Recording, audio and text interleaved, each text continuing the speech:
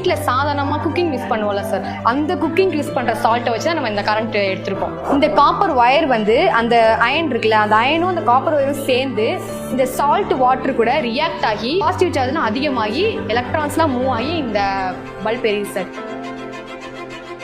இது ரொம்ப low budget, ரொம்ப யூஸ்ஃபுல்லான திங். இது வந்து ஃப்ளட், இப்போ நம்ம ஃப்ளட்டில் எங்கேயாவது மாட்டிக்கிட்டோம் ஏதோ ஒரு விஷயம் அப்படின்னா கூட இது நம்ம கரண்ட் நம்மளுக்கு அப்போதைக்கு எதுவும் ஃப்ளட் வந்துச்சுன்னா கரண்ட்லாம் நம்மளுக்கு கிடைக்காது. ஸோ அப்போ வந்து நம்ம இந்த முறையில் நம்ம கரண்ட் எடுத்து பல்ப் எரிய வச்சோம்னா ரொம்ப யூஸ்ஃபுல்லாக இருக்கும். அது மாதிரி நம்மளுக்கு இது எவ்வளோ யூஸ்ஃபுல்னு இருந்தாலும் கேம்புக்கு போகிறாங்கல்ல, கேம்ப்பு காட்டுக்கு போகிறாங்க, போட்டிங், ஃபிஷர்மேன்ஸ், அவங்களுக்குலாம் வந்து எல்லா இடத்துக்கும் சோலார் சிஸ்டம் எடுத்துகிட்டு போக முடியாது.